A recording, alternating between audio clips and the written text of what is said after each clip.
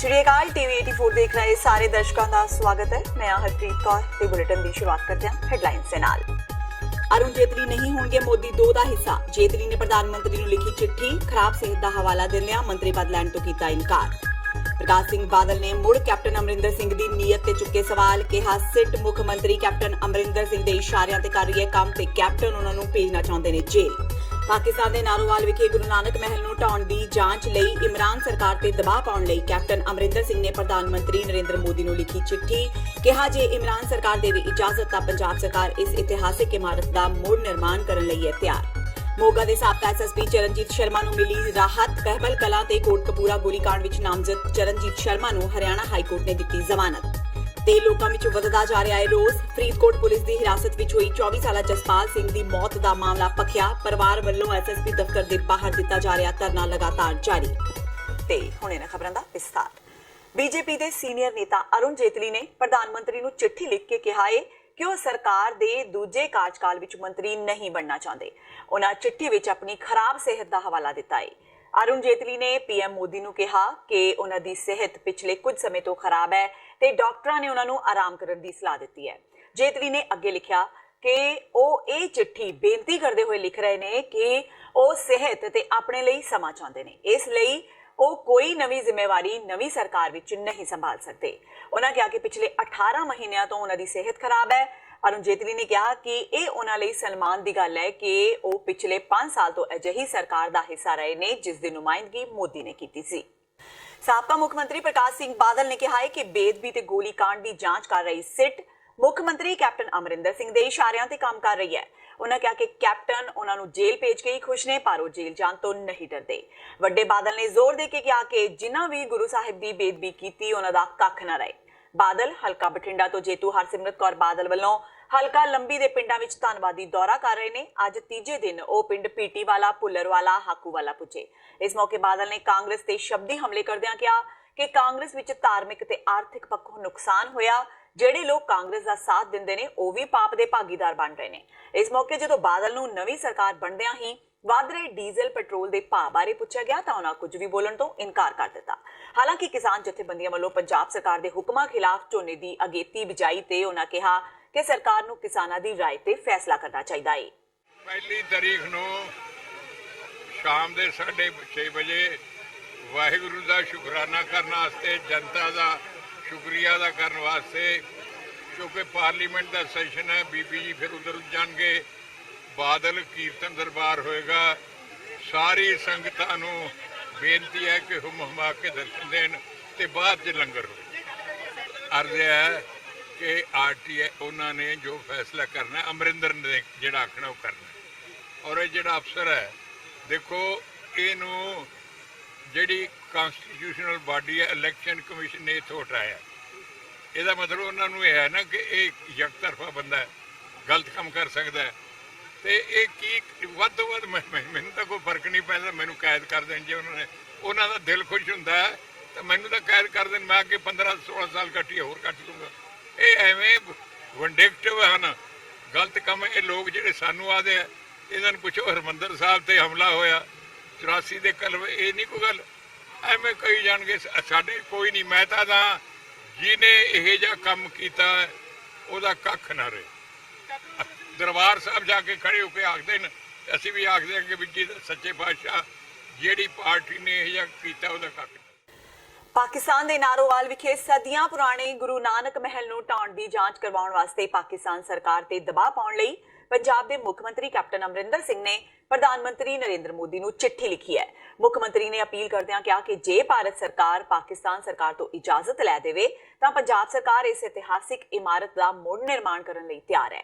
Captain Amarinder Singh ने मोदी नूं लिखे एक पत्र विच बेनती की कि पाकिस्तान के पंजाब विच सिख विरासती जायदाद नूं ढाउण वाल मोदी खास तौर ते ध्यान देण ते ਉਹ इस जायदाद नूं ढाउण संबंधी जांच करवाउण दा मामला पाकिस्तान सरकार कोल चुकण दे नाल ही इस कार्य नाल संबंधित सारे दोषियों नूं सज़ा दिवाउण।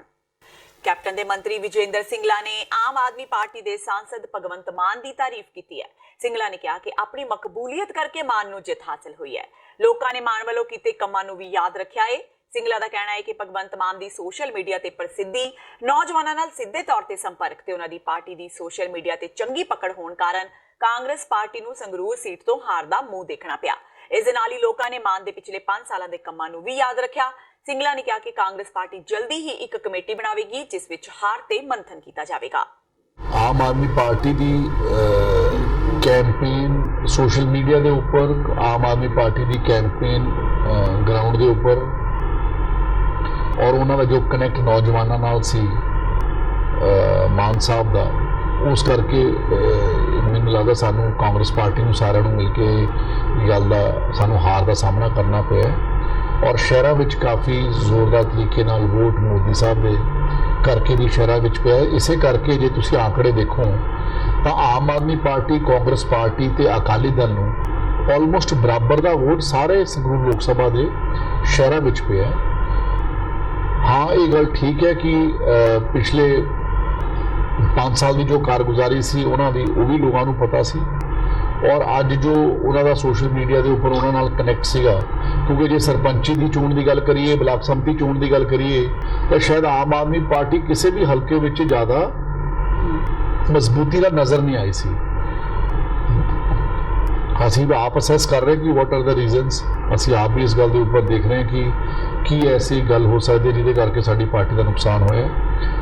ਅਸੀਂ ਆਪ ਬੜੇ ਚਿੰਤਾ 'ਚ, ਚਾਹੇ MLA ਸਾਹਿਬ ਗੋਲਡੀ ਜੀ ਹੈ, ਮੈਂ ਹਾਂ, ਸਾਡੇ ਆਪਣੇ ਹਲਕੇ ਘਟ ਗਏ ਤੇ ਸਾਡੇ ਵਾਸਤੇ ਵੀ ਚੈਲੰਜਿੰਗ ਗੱਲ ਹੈ। So we are also trying to identify what is the reason. Lok Insaf party ਦੇ ਮੁਖੀ ਸਿਮਰਜੀਤ ਸਿੰਘ ਬੈਂਸ ਨੂੰ ਸੁਵਿਧਾ ਸੈਂਟਰ ਕੇਸ ਦੇ ਮਾਮਲੇ ਵਿੱਚ ਇੱਕ ਵੱਡੀ ਰਾਹਤ ਮਿਲੀ ਹੈ। ਇਹ ਰਾਹਤ ਸਿਮਰਜੀਤ ਸਿੰਘ ਬੈਂਸ ਨੂੰ ਲੁਧਿਆਣਾ ਦੀ ਸੈਸ਼ਨ ਕੋਰਟ ਨੇ ਦਿੱਤੀ ਹੈ। ਇਹ ਮਾਮਲਾ 2015 ਵਿੱਚ ਲੁਧਿਆਣਾ ਦੇ ਫੋਕਲ ਪੁਆਇੰਟ ਦਾ ਹੈ, ਜਦੋਂ ਸੁਵਿਧਾ ਸੈਂਟਰ ਦੀਆਂ 4 ਦੀਵਾਰਾਂ ਨੂੰ ਢਾ ਦਿੱਤਾ ਗਿਆ ਸੀ ਤੇ ਸਾਰਾ ਇਲਜ਼ਾਮ ਸਿਮਰਜੀਤ ਸਿੰਘ ਬੈਂਸ ਦੇ ਸਿਰ ਆਇਆ ਸੀ। ਇਹ ਮਾਮਲਾ ਅਕਾਲੀ ਭਾਜਪਾ ਸਰਕਾਰ ਦੇ ਸਮੇਂ ਬੈਂਸ ਤੇ ਦਰਜ ਕੀਤਾ ਗਿਆ ਸੀ। ਸਿਮਰਜੀਤ ਸਿੰਘ ਬੈਂਸ ਤੇ ਚੱਲ ਰਹੇ 8 ਕੇਸਾਂ ਵਿੱਚੋਂ ਉਹ ਇੱਕ ਕੇਸ ਵਿੱਚ ਬਰੀ ਹੋ ਗਏ ਨੇ, ਜਿਸ ਤੋਂ ਬਾਅਦ ਉਹਨਾਂ ਨੂੰ ਇਹ ਦੂਜੀ ਵੱਡੀ ਰਾਹਤ ਮਿਲੀ ਹੈ। ਉਹਨਾਂ ਕਿਹਾ ਕਿ ਇਹ ਸਾਰਾ ਕੁਝ ਉਹਨਾਂ ਦੇ ਸਮਰਥਕਾਂ ਤੇ ਉਹਨਾਂ ਦੀ ਸੱਚਾਈ ਤੇ ਇਮਾਨਦਾਰੀ ਦਾ ਹੀ ਨਤੀਜਾ ਹੈ। ਇਸ ਮੌਕੇ ਸਿਮਰਜੀਤ ਸਿੰਘ ਬੈਂਸ ਨੇ ਵਕੀਲਾਂ ਦਾ ਵੀ ਵਿਸ਼ੇਸ਼ ਤੌਰ ਤੇ ਧੰਨਵਾਦ ਕੀਤਾ। ਵਕੀਲ ਦੋਸਤਾਂ ਦੇ ਸਹਿਯੋਗ ਸਦਕਾ ਨਿਆਂ ਦਾ ਮੰਦਰ ਅਦਾਲਤ, ਜਿਹਨੂੰ ਮੈਂ ਹਮੇਸ਼ਾ ਕਿਹਾ ਵੀ ਨਿਆਂ ਦੀ ਕੁਰਸੀ ਤੇ ਬੈਠਾ ਜੱਜ ਦੇਵਤਾ, ਨਿਆਂ ਦੇਵਤਾ, ਅੱਜ ਨਿਆਂ ਦੇ ਮੰਦਰ ਅਦਾਲਤ ਚੋਂ ਇੱਕ ਮੁਕੱਦਮਾ ਝੂਠਾ 2015 ਦੇ ਵਿੱਚ ਮੇਰੇ ਸਮੇਤ 10 ਸਾਥੀਆਂ ਤੇ ਦਰਜ ਹੋਇਆ ਸੀ। ਅੱਜ ਉਹ ਮੁਕੱਦਮਾ ਜੱਜ ਸਾਹਿਬ ਨੇ, ਮਾਨਯੋਗ ਅਦਾਲਤ ਨੇ ਮੈਨੂੰ ਮੇਰੇ ਸਾਥੀਆਂ ਸਮੇਤ ਬਰੀ ਕੀਤਾ। ਸੋ ਇਹ ਜੰਗ ਖਤਮ ਹੋਣ ਵਾਲੀ ਨਹੀਂ। ਇਹ ਨਹੀਂ ਹੈਗਾ ਵੀ ਇਹ ਮੁਕੱਦਮਾ ਖਤਮ ਹੋ ਗਿਆ ਤੇ ਅਸੀਂ ਬੜੇ ਖੁਸ਼ ਹਾਂ ਵੀ ਸਾਡੇ ਤੋਂ ਮੁਕੱਦਮੇ ਦਾ ਬੋਝ ਖਤਮ ਹੋ ਗਿਆ। ਮੈਂ ਸਮਝਦਾ ਕਿ ਅਸੀਂ ਬੜੇ ਖੁਸ਼ਕਿਸਮਤ ਹਾਂ, ਅਸੀਂ ਬੜੇ ਲੱਕੀ ਹਾਂ ਜਿਨ੍ਹਾਂ ਨੂੰ ਮਾਫੀਆ ਦੇ ਵਿਰੁੱਧ, ਲੋਕਾਂ ਲਈ ਸੰਘਰਸ਼ ਕਰਦੇ ਹੋਏ, ਰਿਸ਼ਵਤਖੋਰੀ ਦੇ ਵਿਰੁੱਧ ਸੰਘਰਸ਼ ਕਰਦੇ ਹੋਏ ਜੇਲ੍ਹਾਂ 'ਚ ਜਾਣਾ ਪੈਂਦਾ, ਥਾਣੇ ਦੀਆਂ ਹਵਾਲਾਤਾਂ 'ਚ ਰਾਤਾਂ ਕੱਟਣੀਆਂ ਪੈਂਦੀਆਂ ਨੇ।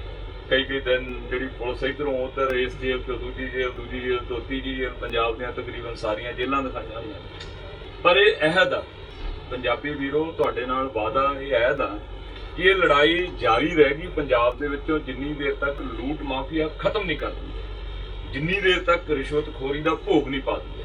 ਸੋ ਮੈਂ ਰਿਣੀ ਆ ਮੇਰੇ ਸਤਿਕਾਰਯੋਗ ਸਾਰੇ ਵਕੀਲ ਦੋਸਤਾਂ ਦਾ, ਖਾਸ ਕਰਕੇ ਵੜੈਚ ਸਾਹਿਬ ਦਾ, ਜਿਨ੍ਹਾਂ ਨੇ ਬੜੀ ਤਰੱਦਦ ਦੇ ਨਾਲ, ਬੜੀ ਮੁਸ਼ੱਕਤ, ਮਿਹਨਤ ਕਰਕੇ, ਬੜਾ ਹਾਰਡ ਵਰਕ ਕਰਕੇ ਅਦਾਲਤੀ ਪ੍ਰਕਿਰਿਆ, ਬੜੀ ਵਾਰੀ ਜਦੋਂ ਅਦਾਲਤਾਂ ਦੇ ਚੱਕਰ ਕੋਈ ਰੋਪੜ ਪੈ ਗਿਆ, ਕੋਈ ਸੰਗਰੂਰ ਚਲੇ ਗਿਆ, ਉੱਥੇ ਵੀ ਜ਼ਮਾਨਤਾਂ ਹੀ ਕਰਾਉਣ ਜਾਂਦੇ। ਸੋ ਮੈਂ ਤੁਹਾਡਾ ਵੀ ਸ਼ੁਕਰੀਆ ਅਦਾ ਕਰਦਾ। ਤੁਹਾਡੀਆਂ ਦੁਆਵਾਂ, ਤੁਹਾਡਾ ਪਿਆਰ, ਤੁਹਾਡੀਆਂ ਬਲੈਸਿੰਗ ਇੱਕ ਬਹੁਤ ਵੱਡਾ ਟੌਨਿਕ ਤੇ ਸ਼ਕਤੀ ਹੈ ਸਾਡੇ ਵਾਸਤੇ। ਲੋਕ ਸਭਾ ਹਲਕਾ ਫਤਿਹਗੜ੍ਹ ਸਾਹਿਬ ਤੋਂ ਕਾਂਗਸੀ ਆਗੂ ਤੇ ਨਵੇਂ ਬਣੇ ਸਾਂਸਦ ਡਾਕਟਰ ਅਮਰ ਸਿੰਘ ਵਰਕਰਾਂ ਦਾ ਧੰਨਵਾਦ ਕਰਨ ਲਈ ਅੱਜ ਅਮਲੋਹ ਪੁੱਜੇ। ਪੱਤਰਕਾਰਾਂ ਨਾਲ ਗੱਲਬਾਤ ਕਰਦਿਆਂ ਡਾਕਟਰ ਅਮਰ ਸਿੰਘ ਨੇ ਕਿਹਾ ਕਿ ਉਹ ਖੁਸ਼ਕਿਸਮਤ ਨੇ ਕਿ ਉਹਨਾਂ ਨੂੰ ਫਤਿਹਗੜ੍ਹ ਸਾਹਿਬ ਤੋਂ ਟਿਕਟ ਮਿਲੀ ਹੈ ਤੇ ਦੂਜੀ ਖੁਸ਼ੀ ਇਹ ਹੈ ਕਿ ਲੋਕਾਂ ਨੇ ਉਹਨਾਂ ਨੂੰ ਭਾਰੀ ਬਹੁਮਤ ਨਾਲ ਜਿਤਾਇਆ। ਅਮਰ ਸਿੰਘ ਨੇ ਕਿਹਾ ਕਿ ਉਹ ਵੋਟਰਾਂ ਦੇ ਹਮੇਸ਼ਾ ਰਿਣੀ ਰਹਿਣਗੇ ਕਿ ਲੋਕਾਂ ਨੇ ਉਹਨਾਂ ਨੂੰ ਮਹਾਨ ਸ਼ਹੀਦਾਂ ਦੀ ਧਰਤੀ ਦੀ ਸੇਵਾ ਕਰਨ ਦਾ ਮੌਕਾ ਦਿੱਤਾ ਹੈ। ਡਾਕਟਰ ਅਮਰ ਸਿੰਘ ਨੇ ਕਿਹਾ ਕਿ ਉਹਨਾਂ ਦੀ ਪਹਿਲੀ ਪ੍ਰਾਥਮਿਕਤਾ ਇਹ ਰਹੇਗੀ ਕਿ ਉਹ ਸ਼ਹੀਦਾਂ ਦੀ ਧਰਤੀ ਸ਼੍ਰੀ ਫਤਿਹਗੜ੍ਹ ਸਾਹਿਬ ਨੂੰ ਪੂਰੀ ਦੁਨੀਆ ਵਿੱਚ ਸ਼ਰਧਾ ਦਾ ਕੇਂਦਰ ਬਣਾਉਣ, ਤਾਂ ਜੋ ਸਾਡੇ ਮਹਾਨ ਸਾਹਿਬਜ਼ਾਦਿਆਂ ਦੀ ਕੁਰਬਾਨੀ ਨੂੰ ਪੂਰੀ ਦੁਨੀਆ ਦੇ ਲੋਕ ਸਜਦਾ ਕਰ ਸਕਣ। ਦੇਖੋ, ਜਿੱਤ ਤਾਂ ਜਿਹੜੀ ਜਿੱਤ ਆ ਇਸ ਪਵਿੱਤਰ ਧਰਤੀ ਤੋਂ, ਮੈਂ ਆਪਣੇ ਭਾਸ਼ਣਾਂ 'ਚ ਵੀ ਕਹਿੰਦਾ ਰਿਹਾ ਕਿ ਮੈਂ ਬਹੁਤ ਖੁਸ਼ਕਿਸਮਤ ਹਾਂ ਜਿਹਨੂੰ ਇੱਥੋਂ ਟਿਕਟ ਮਿਲੀ। ਹੁਣ ਮੈਂ ਕਹਿੰਦਾ ਕਿ ਮੈਂ ਬਹੁਤ ਕਿਸਮਤ ਵਾਲਾ ਕਿ ਇਸ ਪਵਿੱਤਰ ਧਰਤੀ ਦੀ ਸੇਵਾ ਕਰਨ ਦਾ ਮੌਕਾ ਮੈਨੂੰ ਇੱਥੋਂ ਦੇ ਲੋਕਾਂ ਨੇ, ਵੋਟਰਾਂ ਨੇ ਦਿੱਤਾ।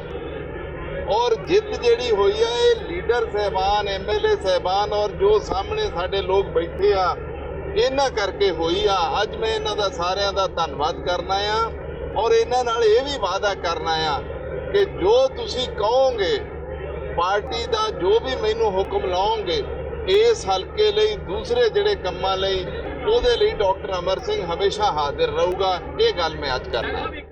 ਬਹਿਬਲ ਕਲਾਂ ਤੇ ਕੋਟਕਪੂਰਾ ਗੋਲੀकांड ਵਿੱਚ ਨਾਮਜ਼ਦ ਮੋਗਾ ਦੇ ਸਾਬਕਾ ਐਸਐਸਪੀ ਚਰਨਜੀਤ ਸ਼ਰਮਾ ਨੂੰ ਪੰਜਾਬ ਤੇ ਹਰਿਆਣਾ ਹਾਈ ਕੋਰਟ ਨੇ ਜ਼ਮਾਨਤ ਦੇ ਦਿੱਤੀ ਹੈ। ਉਹਨਾਂ ਖਰਾਬ ਸਿਹਤ ਦੇ ਆਧਾਰ ਤੇ ਜ਼ਮਾਨਤ ਅਰਜ਼ੀ ਲਗਾਈ ਸੀ, ਜਿਸ ਨੂੰ ਅਦਾਲਤ ਨੇ ਮਨਜ਼ੂਰ ਕਰ ਲਿਆ। ਚਰਨਜੀਤ ਸ਼ਰਮਾ ਇਸ ਵੇਲੇ ਪਟਿਆਲਾ ਜੇਲ੍ਹ ਵਿੱਚ ਬੰਦ ਨੇ। ਬੇਦਬੀ ਤੇ ਗੋਲੀकांड ਦੀ ਜਾਂਚ ਕਰ ਰਹੀ ਵਿਸ਼ੇਸ਼ ਜਾਂਚ ਟੀਮ ਨੇ ਮੰਗਲਵਾਰ ਨੂੰ ਸ਼ਰਮਾ ਤੇ ਹੋਰ ਮੁਲਜ਼ਮਾਂ ਖਿਲਾਫ ਅਦਾਲਤ ਵਿੱਚ ਚਲਾਨ ਪੇਸ਼ ਕੀਤਾ ਸੀ। ਸ਼ਰਮਾ ਕਾਫੀ ਸਮੇਂ ਤੋਂ ਜ਼ਮਾਨਤ ਲਈ ਚਾਰਾਜੋਈ ਕਰ ਰਹੇ ਸਨ ਤੇ ਆਖਰ ਹਾਈ ਕੋਰਟ ਤੋਂ ਉਹਨਾਂ ਨੂੰ ਰਾਹਤ ਮਿਲ ਗਈ। ਸ਼ਰਮਾ ਦੇ ਵਕੀਲ ਨੇ ਅਦਾਲਤ ਨੂੰ ਦੱਸਿਆ ਕਿ ਸਾਬਕਾ ਐਸਐਸਪੀ ਦਿਲ ਦੇ ਮਰੀਜ਼ ਨੇ, ਉਹਨਾਂ ਦਾ ਇਲਾਜ ਜ਼ਰੂਰੀ ਹੈ। ਉਹਨਾਂ ਅਰਜ਼ੀ ਨਾਲ ਪੀਜੀਆਈ ਦੀ ਰਿਪੋਰਟ ਵੀ ਲਗਾਈ ਸੀ। ਸਰਕਾਰੀ ਵਕੀਲ ਨੇ ਇਸ ਦਾ ਵਿਰੋਧ ਕੀਤਾ, ਪਰ ਅਦਾਲਤ ਨੇ ਸ਼ਰਮਾ ਦੀ ਜ਼ਮਾਨਤ ਅਰਜ਼ੀ ਮਨਜ਼ੂਰ ਕਰ ਲਈ। ਫਰੀਦਕੋਟ ਪੁਲਿਸ ਦੀ ਹਿਰਾਸਤ ਵਿੱਚ ਹੋਈ 24 ਸਾਲਾ ਜਸਪਾਲ ਸਿੰਘ ਦੀ ਮੌਤ ਦਾ ਮਾਮਲਾ ਦਿਨੋਂ ਦਿਨ ਤੂਲ ਫੜਦਾ ਜਾ ਰਿਹਾ ਹੈ। ਪੀੜਤ ਪਰਿਵਾਰ ਵੱਲੋਂ ਐਸਐਸਪੀ ਦਫ਼ਤਰ ਦੇ ਬਾਹਰ ਦਿੱਤਾ ਜਾ ਰਿਹਾ ਧਰਨਾ ਲਗਾਤਾਰ ਜਾਰੀ ਹੈ। ਸਮਾਜ ਸੇਵੀ ਤੇ ਪਰਿਵਾਰਕ ਮੈਂਬਰ ਮ੍ਰਿਤਕ ਜਸਪਾਲ ਦੀ ਲਾਸ਼ ਲੈਣ ਲਈ ਸੰਘਰਸ਼ ਕਰ ਰਹੀਆਂ ਨੇ। ਪੀੜਤ ਪਰਿਵਾਰ ਨੂੰ ਇਨਸਾਫ ਦਿਵਾਉਣ ਲਈ ਅੱਜ ਨੇੜਲੇ ਪਿੰਡਾਂ ਤੇ ਸ਼ਹਿਰਾਂ ਦੇ ਲੋਕ ਜਸਪਾਲ ਦੇ ਪਿਤਾ ਤੇ ਦਾਦਾ ਜੀ ਨਾਲ ਧਰਨੇ ਤੇ ਬੈਠੇ ਹੋਏ ਨੇ। ਲੋਕਾਂ ਦਾ ਦੋਸ਼ ਹੈ ਕਿ ਪੁਲਿਸ ਨੇ ਜਸਪਾਲ ਨੂੰ ਪੁਲਿਸ ਹਿਰਾਸਤ ਵਿੱਚ ਮਾਰ ਦਿੱਤਾ ਤੇ ਉਸ ਦੀ ਲਾਸ਼ ਨੂੰ ਖੁਰਦ-ਬੁਰਦ ਕਰ ਦਿੱਤਾ ਹੈ। ਉਹਨਾਂ ਕਿਹਾ ਕਿ ਪੁਲਿਸ ਕਤਲकांड ਨੂੰ ਖੁਦਕੁਸ਼ੀ ਕਰਨ ਦਾ ਦਾਅਵਾ ਕਰਕੇ ਘਟਨਾ ਨੂੰ ਕਵਰ ਕਰਨ ਦੀ ਕੋਸ਼ਿਸ਼ ਕਰ ਰਹੀ ਹੈ। ਅੱਜ ਅਸੀਂ ਫਰੀਦਕੋਟ 'ਚ ਅਲੱਗ-ਅਲੱਗ ਜਥੇਬੰਦੀਆਂ ਵੱਲੋਂ ਜਿਹੜੀ ਜਸਪਾਲ ਸਿੰਘ ਪੁਲਿਸ ਕਤਲकांड ਵਿਰੋਧੀ ਐਕਸ਼ਨ ਕਮੇਟੀ ਬਣਾਈ ਆ, ਉਹਦੇ ਵੱਲੋਂ ਇੱਥੇ ਰੈਲੀ ਕੀਤੀ ਗਈ ਆ। ਹਜ਼ਾਰਾਂ ਲੋਕ ਪੰਜਾਬ ਦੇ ਕੋਨੇ-ਕੋਨੇ ਤੋਂ ਪਹੁੰਚੇ ਸੀਗੇ ਔਰ ਅਸੀਂ ਅੱਜ ਇੱਥੇ ਵੱਡੀ ਰੈਲੀ ਕਰਕੇ ਇਹ ਚੇਤਾਵਨੀ ਦਿੱਤੀ ਆ ਕਿ ਜਿਹੜੀਆਂ ਇਹ ਸਾਰੇ ਮਾਮਲੇ ਦੇ ਵਿੱਚ ਜਿਹੜੀ ਜਾਂਚ ਉਹ ਤੇਜ਼ ਕੀਤੀ ਜਾਵੇ। ਜਸਪਾਲ ਸਿੰਘ ਦੀ ਲਾਸ਼ ਲੱਭ ਕੇ ਮਾਪਿਆਂ ਦੇ ਹਵਾਲੇ ਕੀਤੀ ਜਾਵੇ। ਸਮੁੱਚੇ ਮਾਮਲੇ ਦੀ ਜੁਡੀਸ਼ੀਅਲ ਇਨਕੁਆਇਰੀ ਜਿਹੜੀ ਹੈਗੀ ਆ ਉਹ ਕੀਤੀ ਜਾ ਰਹੀ ਔਰ ਸਾਰੇ ਮਾਮਲੇ ਦੇ ਵਿੱਚ ਜਿਹੜੇ ਕੋਈ ਸਿਆਸੀ ਆਗੂਆਂ ਦਾ ਨਾਮ ਬੋਲ ਰਿਹਾ, ਸੀਆਈਏ ਸਟਾਫ ਦੇ ਸਾਰੇ ਜਿੰਨੇ ਵੀ ਅਧਿਕਾਰੀ ਹੈਗੇ ਉਹਨਾਂ ਦਾ ਨਾਮ ਬੋਲ ਰਿਹਾ, ਉਹਨਾਂ ਸਾਰਿਆਂ ਦੀ ਕਾਲ ਡਿਟੇਲ ਜਿਹੜੀ ਹੈਗੀ ਉਹਦੀ ਇਨਵੈਸਟੀਗੇਸ਼ਨ ਹੋਵੇ ਤਾਂ ਕਿ ਪਤਾ ਲੱਗ ਸਕੇ ਵੀ ਕਿੰਦੇ ਦਿਸ਼ਾ ਨਿਰਦੇਸ਼ ਤੇ ਜਸਪਾਲ ਨੂੰ ਚੱਕਿਆ ਗਿਆ ਤੇ ਉਹਦੀ ਲਾਸ਼ ਖੁਰਦ-ਬੁਰਦ ਕੀਤੀ ਗਈ। ਅੱਜ ਅਸੀਂ ਸੰਘਰਸ਼ ਕਮੇਟੀ ਤੋਂ ਵੱਖਰਾ ਹੋ ਕੇ ਇੱਕ ਜਿਹੜਾ ਮਾਰਚ ਕੀਤਾ, ਜਿਹੜਾ ਪਹਿਲਾਂ ਸੰਘਰਸ਼ ਕਮੇਟੀ ਨੇ ਪਹਿਲਾਂ ਇਹ ਕਿਹਾ ਸੀਗਾ ਵੀ ਅਸੀਂ ਮਾਰਚ ਕਰਾਂਗੇ। ਸਾਰੇ ਨੌਜਵਾਨਾਂ ਨੇ ਇਸ ਚੀਜ਼ ਦੀ ਵੇਟ ਕੀਤੀ 3 ਵਜੇ ਤੱਕ, ਪਰ 3 ਵਜੇ ਸੰਘਰਸ਼ ਕਮੇਟੀ ਨੇ ਜਵਾਬ ਦਿੱਤਾ ਵੀ ਅਸੀਂ ਮਾਰਚ ਨਹੀਂ ਕਰਨਾ। ਇੱਥੇ ਲੋਕਾਂ ਨੂੰ ਕਿਉਂ ਸੱਦਿਆ ਸੀਗਾ? ਜੇ ਮਾਰਚ ਨਹੀਂ ਕਰਨਾ ਸੀ, ਜੇ ਰੋਸ ਨਹੀਂ ਕਰਨਾ ਸੀ, ਪਰ ਸਾਰੇ ਨੌਜਵਾਨਾਂ ਨੇ ਇੱਕ ਸਾਈਡ ਹੋ ਕੇ ਜਿਹੜਾ ਸ਼ਹਿਰ ਦੇ ਵਿੱਚ ਮਾਰਚ ਕੀਤਾ, ਇਹ ਇੱਕ ਸੁਨੇਹਾ ਹੀ ਦਿੱਤਾ। ਉਸ ਤੋਂ ਬਾਅਦ ਜੇ 5-7 ਦਿਨਾਂ ਦੇ ਵਿੱਚ ਨਾ ਹੱਲ ਹੋਇਆ, ਤਾਂ ਜਿਹੜਾ ਅੰਮ੍ਰਿਤਸਰ ਵਾਲਾ ਵੱਡਾ ਰੋਡ ਆ ਉਹਨੂੰ ਅਸੀਂ ਰੈਗੂਲਰ ਪੱਕਾ ਜਾਮ ਕਰਾਂਗੇ ਜਿੰਨਾ ਚਿਰ ਜਸਪਾਲ ਦੀ ਲਾਸ਼ ਨਹੀਂ ਮਿਲਦੀ ਤੇ ਇਸ ਪਰਿਵਾਰ ਨੂੰ ਇਨਸਾਫ ਨਹੀਂ ਮਿਲਦਾ। ਤੇ ਹੁਣ ਵੇਲਾ ਹੋ ਗਿਆ ਬ੍ਰੇਕ ਦਾ। ਬਾਕੀ ਦੀਆਂ ਖਬਰਾਂ ਇਸ ਬ੍ਰੇਕ ਤੋਂ ਬਾਅਦ।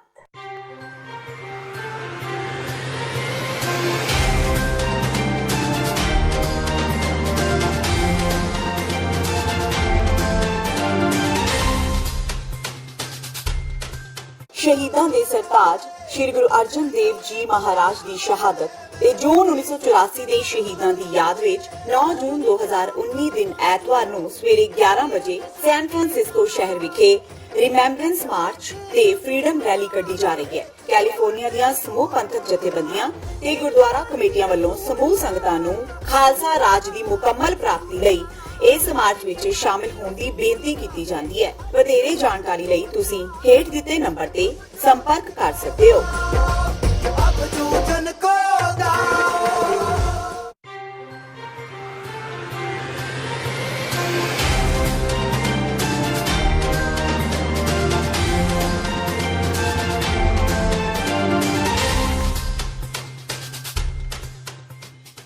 ਬ੍ਰੇਕ ਤੋਂ ਬਾਅਦ ਟੀਵੀ 84 ਦੇ ਖਬਰਾਂ ਦੇ ਬੁਲੇਟਿਨ ਵਿੱਚ ਸਵਾਗਤ ਹੈ। ਵਧਦੇ ਹਾਂ ਅਗਲੀ ਖਬਰ ਵੱਲ।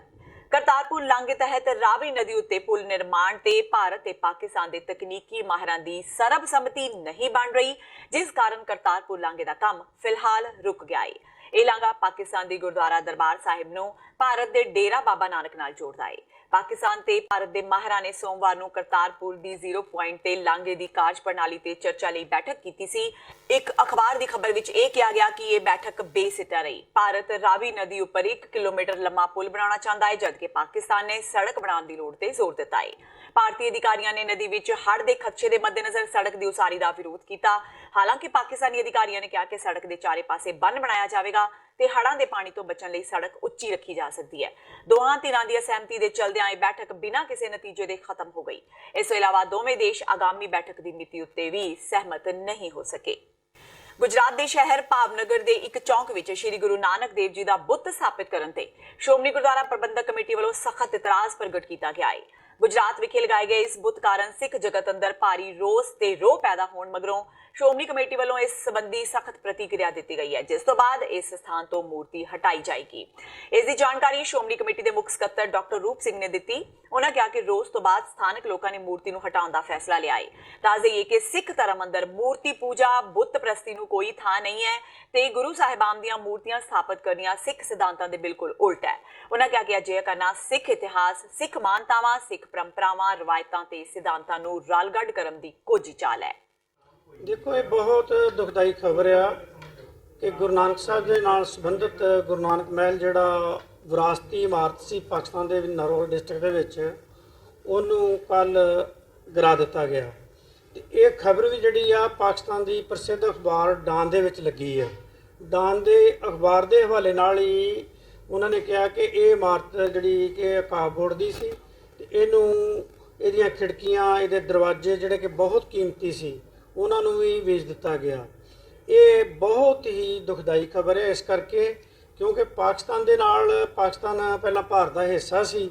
ਪਾਕਿਸਤਾਨ ਦੇ ਨਾਲ ਸਾਡੀਆਂ ਸੱਭਿਆਚਾਰਕ ਵਿਰਾਸਤੀ ਭਾਸ਼ਾਈ ਸਾਂਝਾਂ ਨੇ ਤੇ ਸਾਡਾ ਵਿਰਸਾ ਇੱਕ ਹੋਣ ਕਰਕੇ ਜਿਹੜੀ ਵਿਰਾਸਤੀ ਇਮਾਰਤ ਦਾ ਡਿੱਗਣਾ ਵਾ, ਇਹ ਬਹੁਤ ਦੁਖਦਾਈ ਆ। ਸਮੁੱਚੇ ਵਿਸ਼ਵ ਦੇ ਵਿੱਚ ਸਿੱਖਾਂ ਨੂੰ ਇਹ ਖਬਰ ਸੁਣ ਕੇ ਦੁੱਖ ਪਹੁੰਚਿਆ ਵਾ। ਸ਼੍ਰੋਮਣੀ ਗੁਰਦੁਆਰਾ ਪ੍ਰਬੰਧਕ ਕਮੇਟੀ ਦੇ ਪ੍ਰਧਾਨ ਸਾਹਿਬ ਵੱਲੋਂ ਵੀ ਇਸ ਤੇ ਗਹਿਰੇ ਦੁੱਖ ਦਾ ਇਜ਼ਹਾਰ ਕੀਤਾ ਗਿਆ ਵਾ ਤੇ ਪਾਕਿਸਤਾਨ ਸਰਕਾਰ ਨੂੰ ਲਿਖਿਆ ਵੀ ਜਾ ਰਿਹਾ। ਪਰ ਕਿਉਂਕਿ ਇਹ ਇਮਾਰਤ ਜਿਸ ਤਰ੍ਹਾਂ ਤਸਵੀਰਾਂ 'ਚ ਦਿਖਾਈ ਦੇ ਰਹੀ ਆ, ਇਹ ਬਿਲਕੁਲ ਗਿਰਾ ਦਿੱਤੀ ਗਈ ਹੈ। 4 ਮੰਜ਼ਲੀ ਇਮਾਰਤ ਸੀ ਤੇ ਇਹਦਾ ਬਹੁਤ ਨੁਕਸਾਨ ਕਰ ਦਿੱਤਾ ਗਿਆ। ਅਸੀਂ ਸ਼੍ਰੋਮਣੀ ਗੁਰਦੁਆਰਾ ਪ੍ਰਬੰਧਕ ਕਮੇਟੀ ਵੱਲੋਂ ਇਸ ਤੇ ਡੂੰਘੇ ਦੁੱਖ ਦਾ ਇਜ਼ਹਾਰ ਵੀ ਕਰਦੇ ਹਾਂ ਤੇ ਪਾਕਿਸਤਾਨ ਸਰਕਾਰ ਨੂੰ ਬੇਨਤੀ ਵੀ ਕਰਦੇ ਹਾਂ ਕਿ ਪਾਕਿਸਤਾਨ ਦੇ ਵਿੱਚ ਜਿਹੜੀਆਂ ਵਿਰਾਸਤੀ ਇਮਾਰਤਾਂ ਨੇ, ਉਹਨਾਂ ਦੀ ਸਾਂਭ ਸੰਭਾਲ ਕਰਨੀ ਪਾਕਿਸਤਾਨ ਸਰਕਾਰ ਦੀ ਜ਼ਿੰਮੇਵਾਰੀ ਵੀ ਆ। ਤੇ ਖਾਸ ਕਰਕੇ ਗੁਰੂ ਨਾਨਕ ਸਾਹਿਬ ਦੇ ਨਾਲ ਸੰਬੰਧਿਤ ਜਿਹੜੀਆਂ ਅਸੀਂ 550 ਸਾਲਾਂ ਮਨਾ ਰਹੇ ਹਾਂ, ਉਸ ਸਮੇਂ ਇਸ ਇਮਾਰਤ ਦਾ ਡਿੱਗਣਾ ਬਹੁਤ ਹੀ ਨੁਕਸਾਨਦਾਇਕ। ਬਾਲੀਵੁੱਡ ਅਦਾਕਾਰ ਗੋਵਿੰਦਾ ਅੱਜ ਆਪਣੇ ਪਰਿਵਾਰ ਸਮੇਤ ਅੰਮ੍ਰਿਤਸਰ ਪਹੁੰਚੇ। ਆਪਣੀ ਅੰਮ੍ਰਿਤਸਰ ਫੇਰੀ ਦੌਰਾਨ ਗੋਵਿੰਦਾ ਆਪਣੇ ਪਰਿਵਾਰ ਸਮੇਤ ਸ਼੍ਰੀ ਹਰਮੰਦਰ ਸਾਹਿਬ ਨਤਮਸਤਕ ਹੋਏ। ਇਸ ਮੌਕੇ ਗੋਵਿੰਦਾ ਨਾਲ ਉਹਨਾਂ ਦੀ ਧਰਮ ਪਤਨੀ ਸੁਨੀਤਾ ਆਹੂਜਾ ਵੀ ਮੌਜੂਦ ਰਹੇ। ਗੋਵਿੰਦਾ ਨੇ ਗੁਰੂ ਚਰਨਾਂ ਵਿੱਚ ਸੀਸ ਝੁਕਾ ਕੇ ਅਰਦਾਸ ਕੀਤੀ। ਅਦਾਕਾਰ ਗੋਵਿੰਦਾ ਨੇ ਸ਼੍ਰੀ ਹਰਮੰਦਰ ਸਾਹਿਬ ਵਿੱਚ ਬੈਠ ਕੇ ਕੀਰਤਨ ਸਰਵਣ ਕੀਤਾ ਤੇ ਕੜਾਹ ਪ੍ਰਸ਼ਾਦ ਲੈ ਕੇ ਗੁਰੂ ਦਾ ਧੰਨਵਾਦ ਕੀਤਾ। ਡੇਅਰੀ ਫਾਰਮਿੰਗ ਦੇ ਖੇਤਰ ਨੂੰ ਮਜ਼ਬੂਤੀ ਪ੍ਰਦਾਨ ਕਰਨ ਲਈ ਪੰਜਾਬ ਸਰਕਾਰ ਹੁਣ 10 ਪਸ਼ੂਆਂ ਦੀ ਖਰੀਦ ਲਈ ਮਿਲਣ ਵਾਲੀ ਸਬਸਿਡੀ ਨੂੰ ਵਧਾ ਕੇ 20 ਦੁਧਾਰੂ ਪਸ਼ੂਆਂ ਤੱਕ ਦੇ ਫਾਰਮ ਸਥਾਪਿਤ ਕਰਨ ਲਈ ਸਬਸਿਡੀ ਮੁਹੱਈਆ ਕਰਵਾਏਗੀ, ਜਿਸ ਲਈ ਪੰਜਾਬ ਸਰਕਾਰ ਵੱਲੋਂ 20 ਕਰੋੜ ਰੁਪਏ ਦੀ ਰਾਸ਼ੀ ਪਹਿਲਾਂ ਹੀ ਜਾਰੀ ਕਰ ਦਿੱਤੀ ਗਈ ਹੈ। ਪਸ਼ੂ ਪਾਲਣ, ਮੱਛੀ ਪਾਲਣ ਤੇ ਡੇਅਰੀ ਵਿਕਾਸ ਮੰਤਰੀ ਬਲਬੀਰ ਸਿੰਘ ਸਿੱਧੂ ਨੇ ਦੱਸਿਆ ਕਿ ਕਿਸਾਨਾਂ ਨੂੰ ਡੇਅਰੀ ਫਾਰਮਿੰਗ ਦੇ ਧੰਦੇ ਪ੍ਰਤੀ ਉਤਸ਼ਾਹਿਤ ਕਰਨ ਲਈ ਦੁਧਾਰੂ ਪਸ਼ੂਆਂ ਦੀ ਖਰੀਦ ਲਈ ਮਿਲਣ ਵਾਲੀ ਸਬਸਿਡੀ ਨੂੰ 10 ਪਸ਼ੂਆਂ ਤੋਂ ਵਧਾ ਕੇ 20 ਕਰ ਦਿੱਤਾ ਗਿਆ ਹੈ। ਉਹਨਾਂ ਦੱਸਿਆ ਕਿ ਇਸ ਸਕੀਮ ਅਧੀਨ ਜਨਰਲ ਕੈਟਾਗਰੀ ਨੂੰ 25% ਤੇ ਅਨੁਸੂਚਿਤ ਜਾਤੀ ਦੇ ਲਾਭਪਾਤਰੀਆਂ ਨੂੰ 33% ਸਬਸਿਡੀ ਦਿੱਤੀ ਜਾਵੇਗੀ। ਉਹਨਾਂ ਕਿਹਾ ਕਿ ਇਸ ਫੈਸਲੇ ਨਾਲ ਕੈਪਟਨ ਅਮਰਿੰਦਰ ਸਿੰਘ ਦੀ ਸਰਕਾਰ ਨੇ ਪਸ਼ੂ ਪਾਲਕਾਂ ਦੀ ਕਾਫੀ ਲੰਮੇ ਸਮੇਂ ਦੀ ਮੰਗ ਨੂੰ ਪੂਰਾ ਕਰ ਦਿੱਤਾ ਹੈ, ਜਿਸ ਨਾਲ ਹੁਣ ਡੇਅਰੀ ਫਾਰਮਿੰਗ ਤੇ ਹੋਣ ਵਾਲੀ ਲਾਗਤ ਵੀ ਘਟੇਗੀ। ਸਰ, ਨਵੀਆਂ ਡਿਸਪੈਂਸਰੀਆਂ ਬਾਰੇ ਕੀ ਵਿਚਾਰੇ? ਉਹ ਡਿਸਪੈਂਸਰੀਆਂ ਗੱਲ ਹੈ, ਜਿਹੜੀਆਂ ਆਰ ਡਿਸਪੈਂਸਰੀਆਂ ਬਹੁਤ ਬੜੀਆਂ ਹੋਈਆਂ ਤੇ ਉਹਨਾਂ ਨੂੰ ਅਸੀਂ ਸਾਰੇ ਪ੍ਰਮੋਟ ਕਰ ਲਈ, ਉਹਨਾਂ ਚਲਾ ਲਈ, ਜ਼ਿਆਦਾ ਵਧੀਆ ਹੈਗਾ। ਹੁਣ ਕਈ ਜਗ੍ਹਾ 3-3 ਕਿਲੋਮੀਟਰ ਡਿਸਪੈਂਸਰੀ ਬਣੀ ਹੋਈ ਹੈ, ਉਹਦਾ ਕੋਈ ਤੁਕ ਨਹੀਂ ਬਣਦੀ।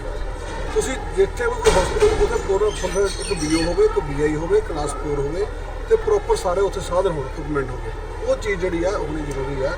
ਨਾ ਕਿ ਡਿਸਪੈਂਸਰੀ ਬਿਲਡਿੰਗ ਬਣਾਉਣ ਵਾਲੀ, ਹੁਣ ਸਕੂਲ ਹੈਗੇ ਨੇ, ਟੀਚਰ ਹੈ ਨਹੀਂ, ਉਹਦਾ ਕੀ ਫਾਇਦਾ? ਠੀਕ ਹੈ ਨਾ। ਅਸੀਂ ਜਿਹੜਾ ਜਿੰਨਾ ਸਿਸਟਮ ਹੈਗਾ ਉਹਨੂੰ ਚਲਾਈਏ ਪਹਿਲਾਂ, ਫਿਰ ਉਸ ਤੋਂ ਬਾਅਦ ਕੋਈ ਨਵਾਂ ਡਿਮਾਂਡ ਉਹ ਬਣਾ ਦਾਂਗੇ। ਹੁਣ ਜਿਹੜੇ ਪੋਲੀਓ ਕਲੀਨਿਕ ਹੈਗੀ ਆ, ਉਹਨੂੰ ਅਸੀਂ 4 ਡਾਕਟਰ ਦੇ ਰਹੇ। 3 ਸਾਡੇ ਪੈਥੋਲੋਜਿਸਟ ਹੈਗਾ, ਇੱਕ ਸਰਜਰੀ ਦਾ ਹੈਗਾ, ਇੱਕ ਗੈਨੀ ਦਾ ਹੈਗਾ, ਇੱਕ ਮੈਡੀਸਨ ਦਾ ਵੀ ਨਾਲ ਦੇ ਰਹੇ, ਤਾਂ ਕਿ ਵੀ ਉੱਥੇ ਜਿਹੜਾ ਵੀ ਪਸ਼ੂ ਆਵੇ ਉਹਦਾ ਫਟਾਫਟ ਉਹਦਾ ਐਕਸਰੇ ਹੋ ਕੇ ਉਹਦਾ ਇਲਾਜ ਹੋਵੇ। ਪੰਜਾਬ ਸਰਕਾਰ ਵੱਲੋਂ ਮਿਸ਼ਨ ਤੰਦਰੁਸਤ ਪੰਜਾਬ ਤਹਿਤ ਪਲਾਸਟਿਕ ਦੇ ਲਿਫਾਫਿਆਂ ਤੇ ਲਗਾਈ ਹੋਈ ਪਾਬੰਦੀ ਨੂੰ ਸਖਤੀ ਨਾਲ ਲਾਗੂ ਕਰਾਉਣ ਲਈ ਜਲੰਧਰ ਮਿਊਨਿਸਪਲ ਕਾਰਪੋਰੇਸ਼ਨ ਦੇ ਤਹਿ ਬਾਜ਼ਾਰੀ ਵਿਭਾਗ ਦੀ ਟੀਮ ਨੇ ਸਬਜ਼ੀ ਮੰਡੀ ਮਕਸੂਦਾ ਵਿਖੇ ਕਾਰਵਾਈ ਆਰੰਭੀ। ਜਲੰਧਰ ਕਾਰਪੋਰੇਸ਼ਨ ਵੱਲੋਂ ਅੱਜ ਮਕਸੂਦਾ ਸਬਜ਼ੀ ਮੰਡੀ ਅੰਦਰ ਕਾਰਵਾਈ ਕਰਦਿਆਂ ਵੱਖ-ਵੱਖ ਥਾਵਾਂ ਤੋਂ ਪਾਬੰਦੀਸ਼ੁਦਾ ਪਲਾਸਟਿਕ ਦੇ ਲਿਫਾਫੇ ਜ਼ਬਤ ਕੀਤੇ ਗਏ। ਸੁਪਰਡੈਂਟ ਮਨਦੀਪ ਸਿੰਘ ਨੇ ਦੱਸਿਆ ਕਿ ਵੱਖ-ਵੱਖ ਥਾਵਾਂ ਤੋਂ 10 ਕੁਇੰਟਲ ਪਾਬੰਦੀਸ਼ੁਦਾ ਪਲਾਸਟਿਕ ਦੇ ਲਿਫਾਫੇ ਜ਼ਬਤ ਕੀਤੇ ਗਏ ਨੇ। ਦੱਸ ਦਈਏ ਕਿ ਬੀਤੇ ਦਿਨੀ ਜਲੰਧਰ ਕਾਰਪੋਰੇਸ਼ਨ ਨੇ ਇੱਕ ਵਿਸ਼ੇਸ਼ ਮੀਟਿੰਗ ਰਾਹੀਂ ਚਿੰਤਾ ਜ਼ਾਹਿਰ ਕੀਤੀ ਸੀ ਕਿ ਕੂੜੇ ਵਿੱਚ ਵੀ ਪਲਾਸਟਿਕ ਦੇ ਲਿਫਾਫਿਆਂ ਕਰਕੇ ਸਮੱਸਿਆਵਾਂ ਵੱਧ ਰਹੀਆਂ ਨੇ। ਪਿਛਲੇ ਕਾਫੀ ਲੰਬੇ ਸਮੇਂ ਤੋਂ ਨਗਰ ਨਿਗਮ ਦੀ ਹੱਦ ਵਿੱਚ ਜਿਹੜਾ ਪੋਲੀਥੀਨ ਬੰਦ ਕਰਨ ਵਾਸਤੇ ਟੈਂਪਰੇਰੀ ਟੀਮ ਵੱਲੋਂ ਆਪਰੇਸ਼ਨ ਕੀਤਾ ਜਾ ਰਿਹਾ। ਮੰਡੀ ਚੱਕੀ ਵੀ 3-4 ਵਾਰੀ ਕਾਰਵਾਈ ਕੀਤੀ ਗਈ ਹੈ। ਅੱਜ ਉਸੇ ਕਾਰਵਾਈ ਨੂੰ ਕੰਟੀਨਿਊ ਕਰਦੇ ਹੋਏ ਪੋਲੀਥੀਨ ਦੀ ਵਰਤੋਂ ਬੰਦ ਕਰਨ ਵਾਸਤੇ ਅਸੀਂ ਛਾਪਾਮਾਰੀ ਕੀਤੀ ਗਈ ਹੈ। ਇੱਕ ਦੁਕਾਨਦਾਰ 2 ਦੁਕਾਨਦਾਰਾਂ ਤੋਂ ਸਾਨੂੰ ਪੋਲੀਥੀਨ ਪ੍ਰਾਪਤ ਹੋਇਆ। ਸਰ ਲਗਭਗ ਕਿੰਨੇ ਕਿਲੋ ਲਗਭਗ 10 ਕੁਇੰਟਲ ਹੋਏਗਾ ਸਮਾਨ ਜਿਹੜਾ। ਸਰ ਇਹ ਚੈਕਿੰਗ ਹਮੇਸ਼ਾ ਰੂਟੀਨ 'ਚ ਇੱਦਾਂ ਚੱਲਦੀ ਰਹੇਗੀ, ਅੱਜ ਕੋਈ ਸਪੈਸ਼ਲ ਸੀਗਾ? ਸਾਡੇ ਅਫੜੇ ਪੂਰੇ ਸ਼ਹਿਰ ਵਿੱਚ ਜਾਰੀ ਰਹਿਣਗੇ ਕਿ ਸ਼ਹਿਰ ਨਗਰ ਨਿਗਮ ਦੀ ਹੱਦ ਵਿੱਚ ਪੋਲੀਥੀਨ ਦੀ ਵਰਤੋਂ ਜਿਹੜੀ ਆ ਉਹ ਬੰਦ ਹੋ ਜਾਵੇ। ਜਦ ਤੱਕ ਬੰਦ ਨਹੀਂ ਇਸੇ ਤਰ੍ਹਾਂ ਹੀ ਜਿਹੜੀ ਹੈ ਕਾਰਵਾਈ ਜਾਰੀ ਰਹੇਗੀ। ਆਪਣੀਆਂ ਮੰਗਾਂ ਨੂੰ ਲੈ ਕੇ ਕਿਸਾਨਾਂ ਨੇ ਲਗਾਤਾਰ ਕੇਂਦਰ ਤੇ ਸੂਬਾ ਸਰਕਾਰ ਖਿਲਾਫ ਸੰਘਰਸ਼ ਉਲੀਕਿਆ ਹੋਇਆ ਹੈ। ਭਾਰਤੀ ਕਿਸਾਨ ਯੂਨੀਅਨ ਸਿੱਧਪੁਰ ਵੱਲੋਂ ਫਿਰੋਜ਼ਪੁਰ ਵਿੱਚ ਡੀਸੀ ਦਫ਼ਤਰ ਅੱਗੇ ਲਗਾਤਾਰ ਪ੍ਰਦਰਸ਼ਨ ਕੀਤਾ ਜਾ ਰਿਹਾ ਹੈ। ਕਿਸਾਨਾਂ ਦੀ ਮੰਗ ਹੈ ਕਿ ਸਰਕਾਰ ਨੇ ਕਣਕ ਦੀ ਫਸਲ ਤੇ ਜਿਹੜੀ 4 ਰੁਪਏ ਪ੍ਰਤੀ ਕੁਇੰਟਲ ਦੀ ਕਟੌਤੀ ਕੀਤੀ ਹੋਈ ਹੈ ਉਸ ਨੂੰ ਤੁਰੰਤ ਹਟਾਇਆ ਜਾਵੇ। ਕਿਸਾਨਾਂ ਨੇ ਚੇਤਾਵਨੀ ਦਿੱਤੀ ਕਿ ਜੇ ਸਰਕਾਰ ਨੇ ਜਲਦੀ ਹੀ ਉਹਨਾਂ ਦੀਆਂ ਮੰਗਾਂ ਨਾ ਮੰਨੀਆਂ ਤਾਂ ਮਜਬੂਰਨ ਉਹਨਾਂ ਨੂੰ ਆਪਣਾ ਸੰਘਰਸ਼ ਹੋਰ ਤਿੱਖਾ ਕਰਨਾ ਪਵੇਗਾ। ਸਾਡੀਆਂ ਜਿਹੜੀਆਂ ਅੱਜ ਜਿਹੜੀ ਮੰਗ ਨੂੰ ਲੈ ਕੇ ਅਸੀਂ ਇੱਥੇ ਬੈਠੇ ਹਾਂ ਲਗਾਤਾਰ ਧਰਨੇ ਤੇ, ਇਹਦੇ ਵਿੱਚ ਮੁੱਖ ਮੰਗ ਹੈ ਕਿ ਸਰਕਾਰ ਨੇ ਪਿਛਲੇ ਸਮੇਂ ਦੇ ਵਿੱਚ ਬਾਰਿਸ਼ਾਂ ਦੇ ਕਾਰਨ ਕਣਕ ਦੇ ਡੈਮੇਜ ਹੋਣ ਨੂੰ ਮੁੱਖ ਰੱਖਦਿਆਂ ਇਸ ਬਹਾਨਾ ਬਣਾ ਕੇ ਕਿਸਾਨਾਂ ਨੂੰ 4 ਰੁਪਏ 60 ਪੈਸੇ ਪ੍ਰਤੀ ਕੁਇੰਟਲ ਕੱਟ ਲਾ ਦਿੱਤਾ। ਔਰ ਬੜੇ ਦੁੱਖ ਦੀ ਗੱਲ ਇਹ ਹੈ ਕਿ ਦੇਖੋ ਇਹਨਾਂ 5 ਜ਼ਿਲ੍ਹਿਆਂ ਦੇ ਵਿੱਚ ਇਹ ਕੱਟ ਲੱਗਿਆ। ਪੂਰੇ ਭਾਰਤ ਦੇ ਵਿੱਚ ਬਾਰਿਸ਼ਾਂ ਹੋਈਆਂ ਕਿਤੇ ਕੱਟ ਨਹੀਂ ਲੱਗਿਆ, ਔਰ ਪੂਰੇ ਪੰਜਾਬ ਦੇ ਵਿੱਚ ਵੀ ਬਾਰਿਸ਼ਾਂ ਹੋਈਆਂ ਕਿਤੇ ਕੱਟ ਨਹੀਂ ਲੱਗਿਆ।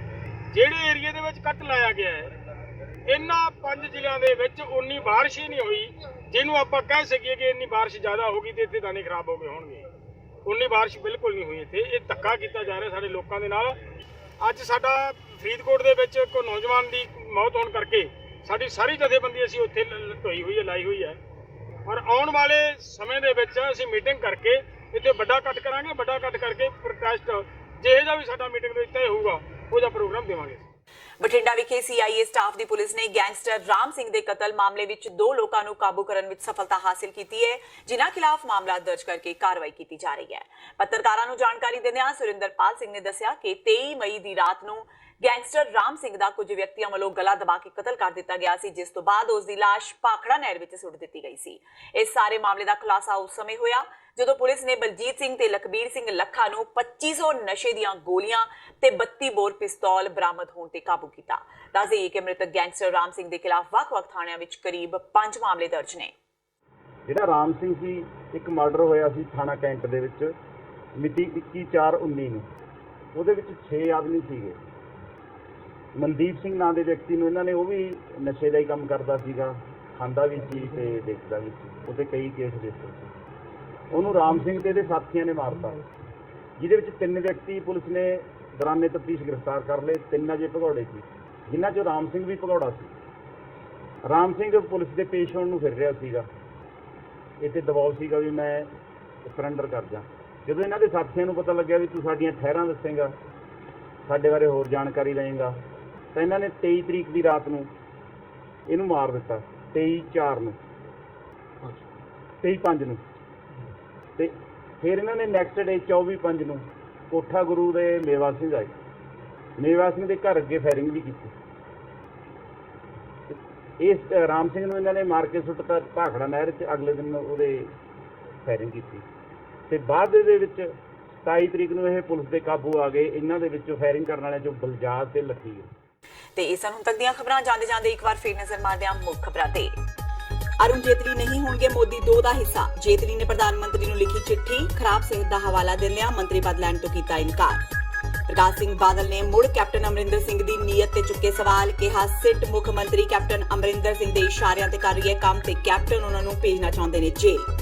ਪਾਕਿਸਤਾਨ ਦੇ ਨਾਰੋਵਾਲ ਵਿਖੇ ਗੁਰੂ ਨਾਨਕ ਮਹਿਲ ਨੂੰ ਢਾਉਣ ਦੀ ਜਾਂਚ ਲਈ ਇਮਰਾਨ ਸਰਕਾਰ ਤੇ ਦਬਾਅ ਪਾਉਣ ਲਈ ਕੈਪਟਨ ਅਮਰਿੰਦਰ ਸਿੰਘ ਨੇ ਪ੍ਰਧਾਨ ਮੰਤਰੀ ਨਰਿੰਦਰ ਮੋਦੀ ਨੂੰ ਲਿਖੀ ਚਿੱਠੀ, ਕਿਹਾ ਜੇ ਇਮਰਾਨ ਸਰਕਾਰ ਦੇਵੇ ਇਜਾਜ਼ਤ ਤਾਂ ਪੰਜਾਬ ਸਰਕਾਰ ਇਸ ਇਤਿਹਾਸਿਕ ਇਮਾਰਤ ਦਾ ਮੁੜ ਨਿਰਮਾਣ ਕਰਨ ਲਈ ਹੈ ਤਿਆਰ। ਮੋਗਾ ਦੇ ਸਾਬਕਾ ਐਸਐਸਪੀ ਚਰਨਜੀਤ ਸ਼ਰਮਾ ਨੂੰ ਮਿਲੀ ਰਾਹਤ। ਬਹਿਬਲ ਕਲਾਂ ਤੇ ਕੋਟਕਪੂਰਾ ਗੋਲੀकांड ਵਿੱਚ ਨਾਮਜ਼ਦ ਚਰਨਜੀਤ ਸ਼ਰਮਾ ਨੂੰ ਹਰਿਆਣਾ ਹਾਈ ਕੋਰਟ ਨੇ ਦਿੱਤੀ ਜ਼ਮਾਨਤ। ਤੇ ਲੋਕਾਂ ਵਿੱਚ ਵਧਦਾ ਜਾ ਰਿਹਾ ਹੈ ਰੋਸ। ਫਰੀਦਕੋਟ ਪੁਲਿਸ ਦੀ ਹਿਰਾਸਤ ਵਿੱਚ ਹੋਈ 24 ਸਾਲਾ ਜਸਪਾਲ ਸਿੰਘ ਦੀ ਮੌਤ ਦਾ ਮਾਮਲਾ ਭਖਿਆ। ਪਰਿਵਾਰ ਵੱਲੋਂ ਐਸਐਸਪੀ ਦਫ਼ਤਰ ਦੇ ਬਾਹਰ ਦਿੱਤਾ ਜਾ ਰਿਹਾ ਧਰਨਾ ਲਗਾਤਾਰ ਜਾਰੀ। ਇਸ ਦੇ ਨਾਲ ਹੀ TV 84 ਦਾ ਖਬਰਾਂ ਦਾ ਇਹ ਬੁਲੇਟਿਨ ਖਤਮ ਹੁੰਦਾ ਹੈ। ਮੈਨੂੰ ਹਰਪ੍ਰੀਤ ਕੌਰ ਨੂੰ ਦਿਓ ਇਜਾਜ਼ਤ। ਸਤਿ ਸ਼੍ਰੀ ਅਕਾਲ।